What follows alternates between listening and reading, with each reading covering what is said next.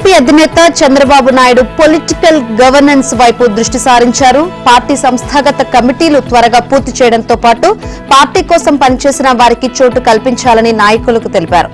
ఈ నెల 23 నుంచి నెల రోజుల పాటు ఇంటింటికి తొలి అడుగు పేరుతో విజయయాత్ర నిర్వహించాలని పార్టీ నేతలకు అధినేత చంద్రబాబు టెలికాన్ఫరెన్స్ ద్వారా తెలిపారు. ఈ కార్యక్రమం అనంతరం జూలైలో పార్టీ నేతలకు కార్యకర్తలకు నాయకత్వ శిక్షణ శిబిరాలు నిర్వహించాలని, అలాగే ఎమ్మెల్యేలు రోజు పార్టీ కోసం కొంత సమయం కేటాయించాలని నాయకులకు పిలుపునిచ్చారు. సుపరిపాలనలో తొలి అడుగు కార్యక్రమంలో భాగంగా ఇంటింటికి ఈ నెల 23 నుంచి నెల రోజుల పాటు కూటమి ప్రభుత్వం ఏడాదిలో చేసిన కార్యక్రమాలు, అమలు చేసిన పథకాలు వివరించాలని, లీడర్ నుంచి క్యాడర్ వరకు ప్రతి ఒక్కరూ విజయయాత్రలో పాల్గొని ప్రచారం చేసే విషయంలో పోటీ పడాలని సీఎం చంద్రబాబు ఏడాది పాలన పూర్తయిన సందర్భంగా నిర్వహించిన టెలికాన్ఫరెన్స్ లో చంద్రబాబుకు నేతలకు తెలిపారు. ఏడాది పూర్తి చేసుకున్న సందర్భంగా ముందుగా నేతలకు కార్యకర్తలకు శుభాకాంక్షలు తెలిపారు. ఈ సందర్భంగా నిర్వహించిన టెలికాన్ఫరెన్స్ లో చంద్రబాబు పలు కీలక అంశాలపై దిశానిర్దేశం చేశారు. మొదటి ఏడాది ఏం చేశామో చెప్పడంతో పాటు వైసీపీ నాయకులు చేస్తున్న దుష్ప్రచారాన్ని తిప్పికొట్టాలని, మనం ఏడాదిలో సాధించిన విజయాలు తట్టుకోలేకనే ప్రత్యర్థులు మహిళలను అవమానించడంతో పాటు దాడులకు దిగుతున్నారని, వారి అరాచకాలను ప్రజల ముందు ఉంచాల్సిన అవసరం ఎంతైనా ఉందన్నారు. మహానాడు విజయవంతమైందని, ఎవరూ సేద తీరొద్దని, పార్టీ సంస్థాగత కమిటీలు వెంటనే పూర్తి చేయాలని, పార్టీ కోసం కష్టపడే వారికి అవకాశం కల్పించడంతో పాటు అందరి అభిప్రాయాలు పరిగణలోకి తీసుకుని కమిటీలో స్థానం కల్పించాలని అన్నారు. జూలై నుంచి కార్యకర్తలు నేతలకు నాయకత్వ శిక్షణ శిబిరాలు నిర్వహిస్తామని, కార్యకర్తలు సైతం నాయకులుగా తీర్చిదిద్దాల్సిన ఆవశ్యకత నాయకులపై ఉందన్నారు. పార్టీ అధికారంలో లేనప్పుడు కార్యకర్తలు చాలా కష్టపడ్డారని, ఏ ఒక్క కార్యకర్తకు కూడా అన్యాయం జరగకుండా చూసుకోవాల్సిన బాధ్యత ఆ నాయకుడిపై ఉంటుందన్నారు. ఎమ్మెల్యేలు కూడా ప్రతిరోజు పార్టీ కార్యక్రమాలకు కొంత సమయం కేటాయించడంతో పాటు ప్రజలతో నిత్యం కలుగొలుపుగా తనంతో మెలగాలని అన్నారు. రాష్ట్రంలో పెద్ద ఎత్తున యోగాంధ్ర కార్యక్రమం నిర్వహిస్తున్నామని, విశాఖపట్నంలో ఈ నెల 21న ప్రపంచ యోగా దినోత్సవాన్ని 5 లక్షల మందితో నిర్వహిస్తున్నామని, అదే రోజున రాష్ట్ర వ్యాప్తంగా 2 కోట్ల మందితో నిర్వహించాలని లక్ష్యంగా పెట్టుకున్నామన్నారు. ఇప్పటికే 2.21 కోట్ల మంది రిజిస్ట్రేషన్ చేసుకున్నారని, 3 రోజులు పాల్గొంటే సర్టిఫికేట్ ఇవ్వడం జరుగుతుందన్నారు. రాష్ట్రాన్ని అభివృద్ధి చేసుకుంటూ సంక్షేమ కార్యక్రమాలు అమలు చేస్తేనే యోగా లాంటి కార్యక్రమాలు నిర్వహించుకుంటున్నామని అన్నారు. ఆర్థికంగా ఎన్ని ఇబ్బందులు ఉన్నా ముఖ్య పథకాలన్నీ ఏడాదిలోపే అమలు చేస్తున్నామని, విచ్చలవిడిగా అప్పులతో గత పాలకులు రాష్ట్రాన్ని అప్పుల పాలు చేశారన్నారు. రైతుల సంక్షేమం కోసం అన్నదాత సుఖీభవ కింద ఈ నెల 20వ తేదీన పథకాన్ని ప్రారంభిస్తున్నామని సీఎం చంద్రబాబు నేతలకు తెలిపారు. తల్లికి వందనం నగదులో విద్యార్థికి 2000 చొప్పున తాను తీసుకున్నట్లు 24 గంటల్లో నిరూపించాలని వైసీపీ నేతలకు మంత్రి లోకేష్ సవాల్ విసిరారు. ఆ నగదు తన ఖాతాలోకి వచ్చినట్లు చూపించలేకపోతే సీరియస్ యాక్షన్ తీసుకుంటారని హెచ్చరించారు. తల్లికి వందనం పథకంపై శుక్రవారం మాట్లాడారు. నింద వేసి పారిపోతే ఊరుకోబోమని, నిరూపించలేకపోతే తీవ్ర పరిణామాలుంటాయని పేర్కొన్నారు. దానిపై చట్ట ప్రకారం ముందుకెళ్తారని లోకేష్ తేల్చి చెప్పారు. సూపర్ 6 హామీల్లో కీలకమైన తల్లికి వందనం పథకంలో భాగంగా 67,27,164 మంది విద్యార్థులకు 8,745 కోట్లు ఇస్తున్నామని తెలిపారు. సోమవారం నాటికి అందరి ఖాతాలో నగదు జమ అవుతుందని స్పష్టం చేశారు. అప్పటికీ నగదు రాని వారు జూన్ 26 వరకు మనమిత్ర వాట్సాప్ ద్వారా లేదా సచివాలయాల ద్వారా వినతులు సమర్పిస్తే పొరపాట్లు సరిదిద్దుతామని చెప్పారు. 2% మంది విద్యార్థుల తల్లుల బ్యాంకు ఖాతాలు యాక్టివ్ గా లేకపోవడం వల్ల నగదు జమ కాలేదని, అలాంటి వారికి ఖాతా యాక్టివేట్ చేయించుకోవాలని మెసేజ్లు పంపామని వివరించారు. 80% మందికి విద్యార్థి మిత్ర కిట్లు అందజేశాం. మిగిలిన వారికి ఈ నెల 20లోగా అందిస్తాం. మధ్యాహ్నం భోజనం పథకాన్ని సన్నబియ్యంతో అమలు చేస్తున్నాం. తరగతికి ఒక టీచర్ అనే విధానంతో 9600 మోడల్ ప్రైమరీ పాఠశాలలు ఏర్పాటు చేశాం. మీ పిల్లల్ని ప్రభుత్వ పాఠశాలలకు పంపండి, వారిని ప్రయోజకులుగా తీర్చిదిద్దే బాధ్యత మా ప్రభుత్వానిది అని తల్లిదండ్రులకు లోకేష్ పిలుపునిచ్చారు. వైసీపీ నేత పేర్ని నానిపై ఏపీ మంత్రి కొల్లు రవీంద్ర ఆగ్రహం వ్యక్తం చేశారు. చేసిన పాపాలకు పేర్ని నాని నిద్రలేని రాత్రులు గడుపుతున్నారని, ఆయన పాపం పండిందని ఇక బదిలేది లేదంటూ మంత్రి కొల్లు రవీంద్ర హెచ్చరించారు. తప్పుడు సర్వే నెంబర్లతో దొంగ పట్టాలిచ్చిన మాట వాస్తవమో కాదో అందరికీ తెలుసన్న మంత్రి 2023లో బదిలీ అయిన తహసీల్దార్ సునీల్ 2024లో పట్టాలు ఎలా ఇచ్చారు అని ప్రశ్నించారు. పేదలపై ప్రేమ ఉంటే టిట్కో ఇళ్లను 5 ఏళ్ల పాటు ఎందుకు పాడు పెట్టారన్నారు. కేసుల భయంతో పేర్ని నాని వణిగి రెచ్చిపోతూ తనపై అసత్య ఆరోపణలకు దిగుతున్నాడని ఆగ్రహం వ్యక్తం చేశారు. స్ట్రీట్ ఫీల్డ్ రోడ్డు పక్క స్థలాల్లో పట్టాలిస్తే తప్పేమిటని ప్రశ్నించడానికి సిగ్గుండాలన్నారు. పేదల బియ్యాన్ని పందికొక్కుల్లో బొక్కారని, పేర్ని నాని గిడ్డంగి నుంచి కాకినాడ పోర్టు వరకు వెళ్లిన లారీల వివరాలు ప్రభుత్వం వద్ద ఉన్నాయన్నారు. బియ్యానికి 1,70,00,000 ఎందుకు కట్టారో సమాధానం చెప్పాలన్నారు. అధికారులను బెదిరిస్తూ పేర్ని నాని మాట్లాడడం ఆశ్చర్యంగా ఉందంటూ మంత్రి కొల్లు అన్నారు. రాజధాని అమరావతిపై అనుచిత వ్యాఖ్యలు చేయొద్దని, టీవీ డిబేట్ లో ఇతరులను అసభ్యకర వ్యాఖ్యలు చేయనియవద్దని సాక్షి ఛానల్ యాంకర్ కుమ్మినేని శ్రీనివాసరావును సుప్రీంకోర్టు హెచ్చరించింది. అనుచిత వ్యాఖ్యల నేపథ్యంలో భవిష్యత్తులో జాగ్రత్తగా ఉండాలని స్పష్టం చేసింది. పత్రికా స్వేచ్ఛను కాపాడాల్సిన అవసరం ఉందని, ఆయన వాక్ స్వాతంత్రాన్ని, జర్నలిస్టు హక్కులను రక్షించాల్సిన అవసరం ఉందని స్పష్టం చేసింది. ఆయన్ను జైలు నుంచి విడుదల చేయాలని ఆదేశించింది. ఇక ట్రయల్ కోర్టు విధించే షరతులకు లోబడి బెయిల్ ఇస్తున్నట్లు పేర్కొంది. సాక్షి ఛానల్లో ఈ నెల 6న జరిగిన చర్చల్లో అమరావతి వేశ్యల రాజధాని అంటూ అనలిస్టు కృష్ణంరాజు దారుణ వ్యాఖ్యలు చేశారు. ఈ డిబేట్ ను నిర్వహించిన కుమ్మినేని ఆ వ్యాఖ్యలను సమర్థించేలా మాట్లాడారు. ఈ వ్యాఖ్యలపై తుళ్లూరు పోలీస్ స్టేషన్లో నమోదైన కేసులో ఆయన 9న పోలీసులు హైదరాబాద్ లో అరెస్ట్ చేసి మంగళగిరి కోర్టులో హాజరుపరిచారు. న్యాయస్థానం ఆయనకి 24 వరకు రిమాండ్ విధించింది. బెయిల్ కోసం ఆయన దాఖలు చేసిన పిటిషన్ కింద కోర్టులో విచారణలో ఉండగానే కుమ్మినేని సుప్రీంకోర్టులో రిట్ పిటిషన్ వేశారు. ఈ వ్యాజ్యం శుక్రవారం జస్టిస్ ప్రశాంత్ కుమార్ మిశ్రా, జస్టిస్ మన్మోహన్ తో కూడిన ద్విసభ్య ధర్మాసనం ముందు విచారణకు వచ్చింది. రాష్ట్ర ప్రభుత్వం తరపున సీనియర్ న్యాయవాదులు ముకుల్ రోహత్గి, సిద్ధార్థ లోద్రా, కొమ్మినేని తరపున సీనియర్ న్యాయవాదులు సిద్ధార్థ దవే, పొన్నవోలు సుధాకర్ రెడ్డి వాదనలు వినిపించారు. తెలంగాణలో ఈ ఏడాది కొత్తగా 571 పాఠశాలను ప్రారంభిస్తున్నట్లు సీఎం రేవంత్ రెడ్డి చెప్పారు. విద్యా ప్రమాణాలను పెంచడమే లక్ష్యంగా గ్రామీణ పట్టణ ప్రాంతాల్లోని పాఠశాలలో 20 మంది కన్నా ఎక్కువ విద్యార్థులు ఉన్న చోట్ల కొత్త బడులు ఏర్పాటు చేస్తామని తెలిపారు.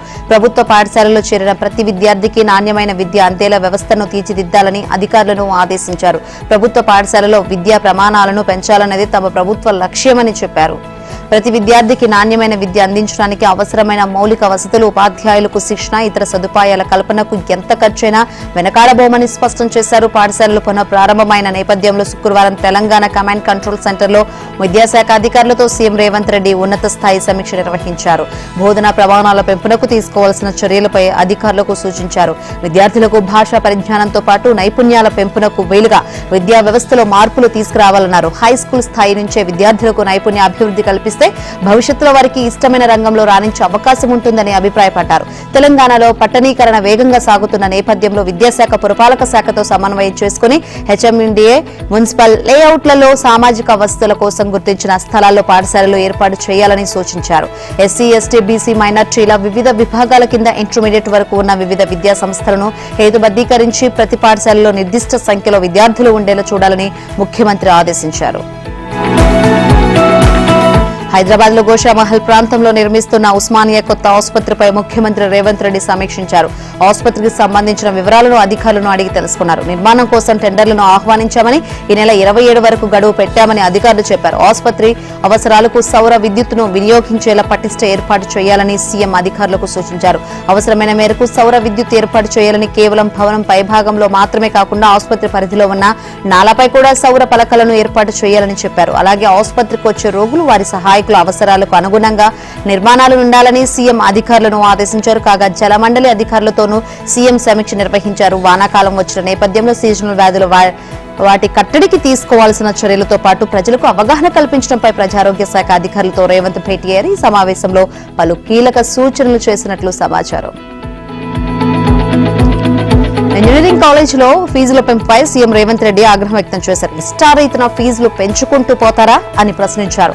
అనేక ఇంజనీరింగ్ కళాశాలలో ఇప్పటికే ఫీజులు చాలా ఎక్కువగా ఉన్నాయన్న ఆయన, పేద విద్యార్థులు ప్రతిభ ఆధారంగా కరీంనగర్ కోటాలో ప్రముఖ కాలేజీలో సీటు సాధించినా వార్షిక ఫీజు చెల్లించలేని స్థితిలో ఉన్నారని గుర్తు చేశారు. విద్యార్థులపై భారం పడకుండా చూడాలని అధికారులకు స్పష్టం చేశారు. నిబంధనల ప్రకారం ఇంజనీరింగ్, ఫార్మసీ, ఎంబీఏ లాంటి వృత్తి విద్యా కోర్సుల్లో ఫీజులను 3 ఏళ్లకు ఒకసారి సమీక్షించాల్సి ఉంటుంది. 2020 2025-28 సంవత్సరాలకు సంబంధించిన ఫీజులపై ఇటీవల ఫీజు నియంత్రణ కమిటీ FRC ప్రతిపాదనలను సిద్ధం చేసింది. ఇందులో హైదరాబాద్ పరిసరాల్లోని అనేక కాలేజీల్లో ఫీజును 100% పెంచారు. ఇది చాలా ఎక్కువ అంటూ విద్యాశాఖ కార్యదర్శి యోగితా రాణా FRC ప్రతిపాదనలను తిరస్కరించారు. కళాశాలలో మౌలిక వసతులను పరిగణలోకి తీసుకుని ఫీజు పెంపు గరిష్టంగా 30% ఉండాలని, అంతకంటే ఎక్కువ ఉండరాదని గత నెలాఖరులో జరిగిన సమావేశంలో స్పష్టం చేశారు. దీంతో ఫీజుల పెంపుపై FRC మళ్లీ కసరత్తు ప్రారంభించింది. జూలై మొదటి వారంలో వెబ్సైట్ కౌన్సిలింగ్ ప్రారంభం కానుందున అంతకు ముందే ఫీజులను ఖరారు చేయాల్సి ఉంది. ఈ నేపథ్యంలో శుక్రవారం సీఎం అధ్యక్షతన జరిగిన విద్యాశాఖ ఉన్నత స్థాయి సమీక్షలో ఫీజుల పెంపు అంశం చర్చకు వచ్చింది. గతంలో పెంచిన ఫీజు ప్రతిపాదనలో మళ్లీ జరుగుతున్న కసరత్తును అధికారులు సీఎం రేవంత్ దృష్టికి తీసుకువెళ్లారు. దీనిపై ఆయన ఆగ్రహం వ్యక్తం చేశారు. నగరంలోని అనేక కాలేజీలో ఇంజనీరింగ్ ఫీజులు ఇప్పటికే చాలా ఎక్కువగా ఉన్నాయన్నారు. ప్రతిభ ఆధారంగా నగరంలోని ప్రముఖ కాలేజీలో సీట్లు దక్కినా పేద విద్యార్థులు వెనకడుగు వేయాల్సిన పరిస్థితి నెలకొందని సీఎం అన్నట్లు తెలిసింది. అనేక కాలేజీలు విద్యార్థుల నుంచి భారీగా ఫీజులు వసూలు చేస్తున్నాయన్న ఆరోపణలు ఉన్నాయి. యూజీసీ నిబంధనలకు అనుగుణంగా బోధనా సిబ్బందికి జీతాలు ఇవ్వడం లేదన్న ఆరోపణలు కూడా ఉన్నాయి. ఈ క్రమంలో ఇంజనీరింగ్ కాలేజీలపై గత ప్రభుత్వం నియమించిన టాస్క్ ఫోర్స్ నివేదికలు ఏమయ్యాయి, అందులో ఏం తేలింది, ఆ నివేదికలు సమర్పించండి అని ముఖ్యమంత్రి అధికారులను ఆదేశించారు. ఆలస్యమైనా పర్వాలేదు, మళ్లీ అధ్యయనం చేయాలని, విద్యార్థులపై భారం పడకూడదని ఆయన స్పష్టం చేసినట్టు తెలిసిందే. ఫార్ములా ఈ కారు కేసు విచారణలో భాగంగా బీఆర్ఎస్ వర్కింగ్ ప్రెసిడెంట్ కేటీఆర్ కు మరోసారి అవినీతి నిరోధక శాఖ నోటీసులు జారీ చేసింది. ఈ నెల 16న ఉదయం 10 గంటలకు విచారణకు హాజరు కావాలని, కొన్ని డాక్యుమెంట్స్ ను అందజేయాలని ఏసీబీ కోరినట్లు తెలిసింది. వాస్తవానికి కేసులో కేటీఆర్ ను మరోసారి విచారణకు పిలవాలని నిర్ణయించిన ఏసీబీ అధికారులు గత నెలలోనే నోటీసు జారీ చేశారు. అయితే ముందస్తు స్కెడ్యూల్ ప్రకారం తాను అమెరికా వెళ్తున్నానని వచ్చిన తర్వాత విచారణకు హాజరవుతారని కేటీఆర్ రాతపూర్వకంగా జవాబు ఇవ్వడంతో ఏసీబీ అధికారులు తాజాగా నోటీసులు జారీ చేశారు.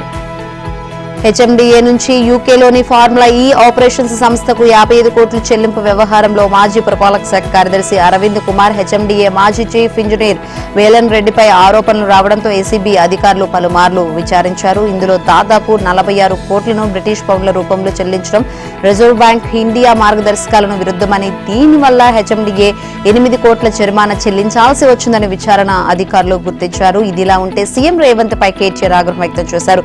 పరిపాలన చేతకాని సీఎం రేవంత్ రెడ్డి ఫార్ములా ఈ నోటీసుల పేరిట జోకర్ల నాటకాలాడుతున్నారని, హామీలు అమలు చేయలేక ప్రజల దృష్టిని మళ్లించేందుకే పూటకో విధంగా కుట్రలు చేస్తున్నారని మండిపడ్డారు. ఇద్దరిపై కూడా ఏసీబీ కేసులున్న నేపథ్యంలో తామిద్దరిలో దోషులెవరో నిర్దోషులెవరో తేల్చేందుకు సిట్టింగ్ జడ్జి సమక్షంలో టీవీ లైవ్ లో లై డిటెక్టర్ పరీక్షకు తానతో పాటు దమ్ముంటే రేవంత్ రెడ్డి కూడా సిద్ధం కావాలని సవాల్ విసిరారు. తాజాగా ఏసీబీ నోటీసు వచ్చిందన్న కేటీఆర్ సోమవారం ఉదయం 10 గంటలకు ఏసీబీ విచారణకు హాజరై అన్ని విధాలుగా సహకరిస్తారన్నారు. రేవంత్ రెడ్డిని అసమర్థ కాంగ్రెస్ ను వదిలిపెట్టేది లేదని, వెంటాడుతూనే ఉంటామని ఆయన హెచ్చరించారు. ఫోన్ ట్యాపింగ్ కేసులో ఎస్ఐబి మాజీ డీఎస్పీ ప్రణీత్ రావును సిట్ అధికారులు మరోసారి విచారించారు. ఈ కేసులో అరెస్ట్ అయి బెయిల్ మీదున్న ఆయన్ను శుక్రవారం సుదీర్ఘంగా ప్రశ్నించారు. ఇదే కేసులో ఎస్ఐబి మాజీ చీఫ్ ప్రభాకర్ రావు శనివారం విచారణకు హాజరవుతున్న క్రమంలో ప్రణీత్ రావును మరోసారి ప్రశ్నించడం ప్రాధాన్యం సంతరించుకుంది. ఫోన్ ట్యాపింగ్ వ్యవహారంలో ప్రణీత్ రావు కీలక పాత్ర పోషించినట్లు ఇప్పటికే సిట్ అధికారులు ఛార్జ్ షీట్ లో పేర్కొన్నారు.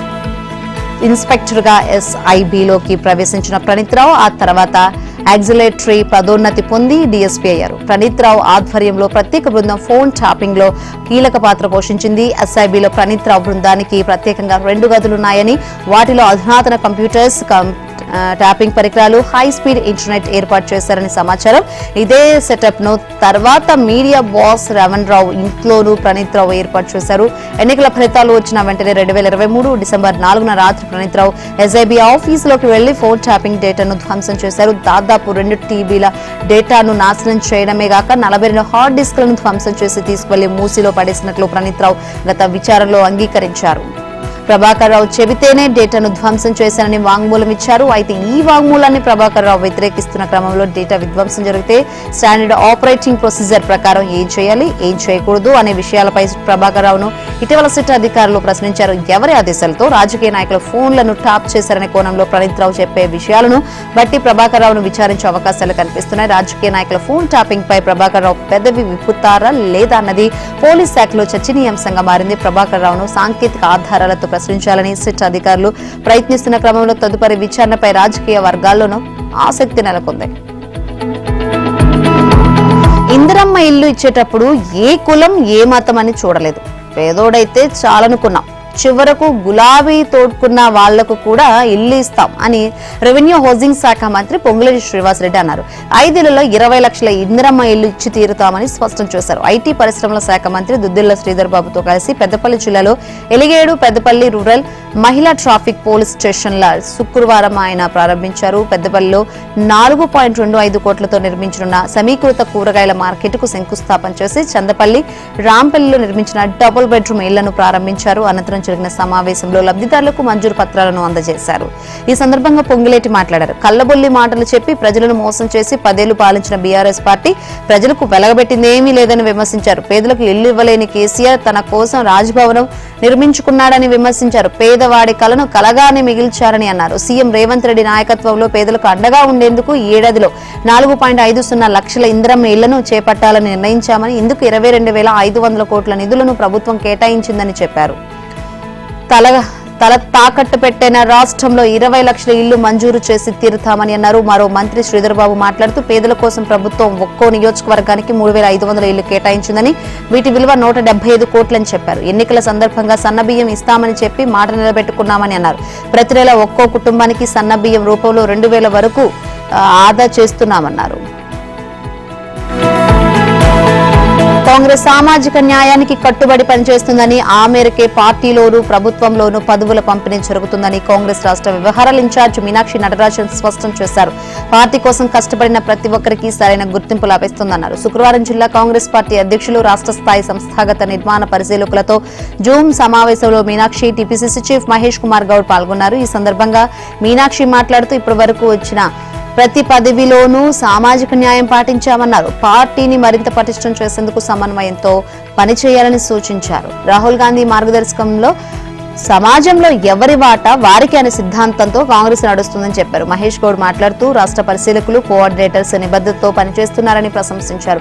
మండల, జిల్లా స్థాయి కమిటీల నిర్మాణం సకాలంలో పూర్తి చేయాల్సిన అవసరం ఉందన్నారు. స్థానిక సంస్థల ఎన్నికల నేపథ్యంలో గ్రామ స్థాయిలో పార్టీ నిర్మాణాన్ని పగడ్బందీగా చేపట్టాలని సూచించారు. జై బాపు, జై భీమ్, జై సంవిధాన్ కార్యక్రమాలను రాష్ట్రంలో విస్తృతంగా విజయవంతంగా నిర్వహించామన్నారు. రాష్ట్ర ప్రభుత్వ ఉద్యోగులు, పెన్షనర్స్ కు శుభవార్త. పెండింగ్ లో ఉన్న 5 కరువు భత్యాలలో ఒక డిఏను ప్రభుత్వం విడుదల చేసింది. ఇటీవల జరిగిన మంత్రివర్గ సమావేశంలో 2 డిఏలు ఇవ్వాలని ప్రభుత్వం నిర్ణయించింది. ఈ మేరకు 2023 జనవరి 1కి సంబంధించిన 3.64% డిఏను శుక్రవారం విడుదల చేసింది. ఇందుకు సంబంధించిన ఉత్తర్వులను ఆర్థిక శాఖ ముఖ్య కార్యదర్శి సందీప్ కుమార్ సుల్తానియా జారీ చేశారు. తాజా డిఏతో ఉద్యోగులు, పెన్షనర్ల కరువు భత్యం 26.39% నుంచి 30.03% పెరగనుంది. ఈ పెరిగిన డిఏ 2023 జనవరి 1 నుంచి అమలు కానుంది. ఈ డిఏకు సంబంధించిన నగదును జూన్ నెల వేతనంతో కలిపి జులైలో చెల్లిస్తారు. డిఏ బకాయిలను ఉద్యోగులు, పెన్షనర్స్ జనరల్ ప్రావిడెంట్ ఫండ్ లో జమ చేస్తారు. కంట్రిబ్యూటరీ పెన్షన్ స్కీమ్ ఉద్యోగులకు మాత్రం 2023 జనవరి 1 నుంచి రావాల్సిన బకాయిల్లో 10% సొమ్మును వారి శాశ్వత పదవీ విరమణ ఖాతాలో జమ చేస్తారు. మిగిలిన 90% బకాయిలను 28 నెలల పాటు సమాన వాయిదాలలో చెల్లిస్తారు. 2025 అక్టోబర్ 31 లోపు పదవీ విరమణ చేసుకునే ఉద్యోగుల డిఏ బకాయిలను కూడా 28 నెలవారీ సమాన వాయిదాలలో చెల్లిస్తారు. ఆంధ్రప్రదేశ్లో శాంతి భద్రతలకు విఘాతం కలిగించేందుకు సంఘ విద్రోహ శక్తులను వైఎస్ జగన్ ప్రోత్సహిస్తున్నారని నిరసిస్తూ పశ్చిమ నియోజకవర్గంలోని విద్యార్థి, యువజన, మహిళా సంఘాలు నిరసన కార్యక్రమం నిర్వహించారు. విజయవాడ తుమ్మలపల్లి కళాక్షేత్రం నుంచి అంబేద్కర్ విగ్రహం వరకు సుమారు 2 కిలోమీటర్ల మేర భారీ నిరసన నిర్వహించారు. రాష్ట్ర ప్రజలకు వైఎస్ జగన్, వైఎస్ భారతి తక్షణ క్షమాపణలు చెప్పాలని, మహిళలపై మురికి వ్యాఖ్యలు చేసిన నిందితుల్ని కఠినంగా శిక్షించాలని డిమాండ్ చేశారు. సాక్షి పత్రిక, టీవీ ఛానల్ అడ్డుపెట్టుకుని రాష్ట్రంలో శాంతి భద్రతలకు విఘాతం కలిగించే రెచ్చగొట్టే వ్యాఖ్యలు చేయడం సిగ్గుచేటన్నారు. రాష్ట్ర ప్రజలు మనోభావాలు దెబ్బతినటానికి కారణమైన సాక్షి మీడియా నిర్వాహకురాలు భారతి, వైసీపీ అధినేత జగన్ ప్రజలకు బహిరంగంగా క్షమాపణలు చెప్పాలని డిమాండ్ చేశారు. ఈ కార్యక్రమంలో తెలుగు ఎన్టీఆర్ జిల్లా మహిళా అధ్యక్షురాలు చెన్నుపాటి ఉషారాణి, తెలుగు మహిళా రాష్ట్ర ఉపాధ్యక్షురాలు షేక్ ఆషా తదితరులు పాల్గొన్నారు. నంద్యాల జిల్లా ప్యాపిలిలో కురిసిన చిన్నపాటి వర్షానికి 3.8 కోట్ల వ్యయంతో 3 కిలోమీటర్ల మేర నిర్మించిన రోడ్డు కొట్టుకుపోవడం వివాదాస్పదంగా మారింది. చిన్న పూజర్ల యాస్ గుండాల పంచాయతీరాజ్ బీటీ రోడ్డును ఎమ్మెల్యే కోట్ల సూర్యప్రకాష్ రెడ్డి ప్రారంభించిన 3 రోజులకే 10 మీటర్ల మేర కొట్టుకుపోవడంతో గ్రామాల ప్రజలు నివ్వెరపోతున్నారు. అధికారులు, కాంట్రాక్టర్లు కుమ్మక్కై పర్యవేక్షణ లోపంతోనే చిన్నపాటి వర్షానికి తారు రోడ్డు కొట్టుకుపోయి కంకర రాళ్లు పైకి తేలాయని సోషల్ మీడియాలో పోస్ట్ చేస్తూ వాట్సాప్ గ్రూపుల స్టేటస్లు పెట్టుకుంటూ నిరసన వ్యక్తం చేస్తున్నారు. ఈ ఘటనపై పంచాయతీరాజ్ ఏఈని వివరణ కోరగా వర్షాలకు రోడ్లు కొట్టుకుపోవడం మామూలేనని, దేశంలో ఎక్కడా రోడ్లు వర్షాలు కొట్టుకుపోలేదా అని సమాధానం చెప్పడం ఆయన నిర్లక్ష్యానికి నిలువుటద్దంగా మారిందని స్థానికులు ఆగ్రహం వ్యక్తం చేస్తున్నారు. ఇలాంటి అధికారిపై ఉన్నతాధికారులు చర్యలు తీసుకోవాలని ప్రజలు డిమాండ్ చేస్తున్నారు. నిర్లక్ష్యంగా వ్యవహరిస్తున్న అధికారులు, కాంట్రాక్టర్లపై డ్రోన్ ఎమ్మెల్యే కూడా ఆగ్రహం వ్యక్తం చేశారు. విధులకు ఎగనామం పెట్టి ఖానాపూర్ ఎంపీడీఓ కార్యాలయ అధికారులు, సిబ్బంది విందు భోజనాలకు హాజరు కావడం వివాదాస్పదంగా మారింది. పని దినాన్ని పక్కన పెట్టి సామూహికంగా అడెల్లి పోచమ్మ ఆలయంలో ఉపాధి హామీ అధికారులు, సిబ్బంది విందు ఏర్పాటు చేసుకున్నారు. దీనికి సంబంధించి ఏపీఓ, ఫీల్డ్ అసిస్టెంట్స్ తో కూడిన ఫోటోలు ఖానాపూర్ మండలంలో వైరల్ అవుతున్నాయి. ఉద్యోగులంతా విధులకు ఢుమ్మా కొట్టి విందు కార్యక్రమానికి వెళ్లడంతో ఎంపీడీఓ కార్యాలయం ఖాళీగా దర్శనమిచ్చింది. అయితే కార్యాలయంలో పలువురు అధికారులు ఎటువంటి సెలవు పెట్టలేదని ఎంపీడీఓ సునీత వెల్లడించారు. నిర్మల్ జిల్లా ఖానాపూర్ ఈజీఎస్ ఏపీఓ రమేష్ సారంగపూర్ మండలంలోని అడెల్లి పోచమ్మ ఆలయంలో విందు ఏర్పాటు చేశారు. అయితే ఈ విందులో ఎంపీడీఓ కార్యాలయ అధికారులు, సిబ్బంది, ఈజీఎస్ అధికారులు, సిబ్బంది కలిసి అక్కడ హాజరు కావడంతో ఎంపీడీఓ కార్యాలయం సిబ్బంది లేక విలవిలబోయింది. కార్యాలయానికి వివిధ పనుల మీద వచ్చిన ప్రజలకు ఖాళీ కుర్చీలు దర్శనమివ్వడంతో వారంతా వచ్చిన దారిలోనే వెనుదిరగాల్సిన వచ్చింది. నిధులను మధ్యలోనే నిలిపివేసి విందులకు హాజరు కావడంతో ప్రజలకు తీవ్ర ఇబ్బంది ఎదురైంది. ఉన్నతాధికారులు తక్షణమే చర్యలు తీసుకోవాలని ప్రజలు డిమాండ్ చేస్తున్నారు. స్థానిక సంస్థల ఎన్నికలకు పార్టీ క్యాడర్ సిద్ధంగా ఉండాలని మంత్రి సీతక్క కాంగ్రెస్ శ్రేణులకు పిలుపునిచ్చారు. మహబూబాబాద్ జిల్లా గంగారం, కొత్తగూడ మండలాల్లో ఆమె సుడిగాలి పర్యటన చేశారు. రాష్ట్రంలో ప్రజాప్రభుత్వ పాలనలో ప్రతి నిరుపేద, మధ్యతరగతి సొంతింటి కల నెరవేరుతుందని ఇందిరమ్మ ఇండ్ల లబ్ధిదారులను ఉద్దేశించి చెప్పారు. మొదటగా అంగన్వాడీ కేంద్రంలో గంట కొట్టి బాలికలకు అక్షరాభ్యాసం చేశారు. ప్రాథమిక పాఠశాల విద్యార్థులకు యూనిఫామ్స్ ను పంపిణీ చేశారు. అనంతరం ఇందిరమ్మ ఇంటి లబ్ధిదారుని స్థలంలో భూమి పూజ చేసి పలుగు పారపట్టి ఇంటి పనులను ప్రారంభించారు. అక్కడి నుంచి నేరుగా సభా ప్రాంగణానికి చేరుకుని అర్హులైన లబ్ధిదారులకు ఇందిరమ్మ ఇండ్ల మంజూరు పత్రాలతో పాటు కళ్యాణ్ లక్ష్మి, షాదీ ముబారక్ చెక్కులను పంపిణీ చేశారు. అలాగే గోవిందపురం గ్రామంలో నిర్మించిన నూతన గ్రామ పంచాయతీ భవనాన్ని అధికారులతో కలిసి మంత్రి సీతక్క ప్రారంభించారు. గత ప్రభుత్వం అధికారంలో ఉండగా ఈ ప్రాంతానికి ఒక్క డబుల్ బెడ్రూమ్ ఇళ్లు ఇచ్చిన దాఖలాలు లేవని, కనీసం సంవత్సరానికి 1000 చొప్పున డబుల్ బెడ్రూమ్ ఇండ్లు ఇస్తే 10 ఏళ్ల కాలంలో 10,000 ఇండ్లు లబ్ధిదారులకు అందేది. అదే మా ప్రజా ప్రభుత్వం అధికారంలోకి రాగానే ఈ మండలానికి మొదటి విడతలో 900 ఇందిరమ్మ ఇండ్లు లబ్ధిదారులకు అందజేశామని అన్నారు. నియోజకవర్గానికి 3,500 ఇళ్లు మంజూరైనప్పటికీ గృహ నిర్మాణ శాఖ మంత్రి పొంగులేటి శ్రీనివాసరెడ్డి రాష్ట్ర ముఖ్యమంత్రి రేవంత్ రెడ్డి దృష్టికి తీసుకెళ్లి ఐటీడీఏ ద్వారా మరో 1,500 ఇండ్లు అదనంగా మంజూరు చేశామని మంత్రి సీతక్క తెలిపారు. ఇందిరమ్మ ఇళ్ల లిస్టులో తన పేరు రాలేదంటూ ఓ వ్యక్తి ఉరివేసుకుని ఆత్మహత్య చేసుకున్న ఘటన సిద్దిపేట జిల్లాలో ఆలస్యంగా వెలుగు చూసింది. సిద్దిపేట జిల్లా తోగుట మండలం బండారుపల్లి గ్రామానికి చెందిన నిరుపేద కుటుంబానికి చెందిన వ్యక్తి ఇల్లు లేకపోవడంతో ఇందిరమ్మ ఇంటి కోసం దరఖాస్తు చేసుకున్నారు. మొదటి లిస్టులో ఇందిరమ్మ వచ్చింది. రెండో లిస్టులో పేరు రాకపోవడంతో మనస్తాపాన్ని చెంది ఉరివేసుకుని ఆత్మహత్య చేసుకున్నారు. ఇంటికి పెద్ద దగ్గైన పరశురాములు మృతి చెందడంతో ఆ కుటుంబ సభ్యులు గూడు చెదిరిన గువ్వలా మాదిరిగా పూరి గుడిసెలో తలదాచుకుంటున్నారు. రెక్కలు ముక్కలు చేసుకుని పని చేసుకుని జీవనం సాగించే కుటుంబం తమదని, ఇందిరమ్మ ఇల్లు వస్తుందన్న గంపడంత ఆశతో దరఖాస్తు పెట్టుకుంటే లిస్టులో పేరు వచ్చినట్టే వచ్చి పేరు మళ్లీ రాకపోవడంతో తన భర్త మనస్తాపంతో ఉరివేసుకుని ఆత్మహత్య చేసుకున్నాడని మృతుడు భార్య ఆవేదన వ్యక్తం చేసింది. పరశురాములు మృతిపై స్థానిక ఎమ్మెల్యే కొత్త ప్రభాకర్ రెడ్డి స్పందించారు. ఇందిరమ్మ ఇండ్ల పేరుతో రకరకాల పేర్లతో ప్రభుత్వం ఇబ్బందులు పెడుతుందని ఆరోపించారు. నిరుపేదకు ఇందిరమ్మ ఇల్లు మంజూరు చేయకపోవడంతోనే మృతి చెందాడన్నారు. మరోవైపు ప్రభుత్వ పనితీరు బాగోలేదంటూ సర్కార్పై మండిపడ్డారు. ఇప్పటికైనా ప్రభుత్వం స్పందించి మృతుని కుటుంబానికి న్యాయం చేయాలని డిమాండ్ చేశారు. గుప్త నిధులు ఉన్నాయంటూ ప్రజలను మోసం చేస్తున్న దొంగ స్వాములను కరీంనగర్ పోలీసులు అరెస్ట్ చేశారు. శ్రీరాములపల్లి గ్రామానికి చెందిన ఓ వ్యక్తి ఇంట్లో ఆరోగ్యం బాగా ఉండడం లేదని, ఇబ్బందులు ఎదురవుతున్నాయని దొంగ స్వాములను ఆశ్రయించాడు. ప్రవీణ్ ఇంటి పక్కనే క్వింటాల వరకు బంగారం కడ్డీ ఉందని, దానిని బయటకు తీసి పూజలు చేస్తే కుటుంబ సభ్యుల ఆరోగ్యం బాగుపడుతుందని, లేకపోతే ఇంట్లో వారు చనిపోతారని దొంగ స్వాములు నమ్మబలికారు. విడతల వారీగా 15,30,30,000 రూపాయల నగదును పూజా సామాగ్రి పేరుతో దొంగ స్వాములు వసూలు చేశారు. డబ్బులు తీసుకున్న తర్వాత నిందితులు కొంత పూజా సామాగ్రి కొనుగోలు చేసి ఇంటి పక్కనే ఒక గొయ్యి తవ్వి కుంకుమ పసుపు చల్లి అందులో నుంచి ముందుగా ఏర్పాటు చేసుకున్న ఒక డబ్బాను బయటకు తీసి ఇందులో బంగారం ఉందని నమ్మబలికారు. ఇంకా డబ్బులు కావాలని వేధింపులకు గురి చేయడంతో కొత్తపల్లి పోలీసులను ఆశ్రయించాడు. బాధితుడు గజ్జి ప్రవీణ్ ఫిర్యాదుతో నిందితులను అరెస్ట్ చేశారు. వారి వద్ద నుంచి 15,30,000 నగదుతో పాటు 7 తులాల బంగారం, 3 కార్లు, 7 మొబైల్ ఫోన్స్ ను స్వాధీనం చేసుకున్నట్లు కరీంనగర్ రూరల్ ఏసీపీ శుభం ప్రకాష్ తెలిపారు. కరీంనగర్ మున్సిపల్ కార్పొరేషన్ లో డివిజన్ల పునర్విభజన రాజకీయ రచ్చను రాజేస్తోంది. కాంగ్రెస్ సహా అన్ని పార్టీలు కొత్త డ్రాఫ్ట్ పై మండిపడుతున్నాయి. డివిజన్ల పునర్విభజనలో పారదర్శకత పాటించడం లేదంటూ అధికారులకు ఫిర్యాదులు వెల్లువలా వస్తున్నాయి.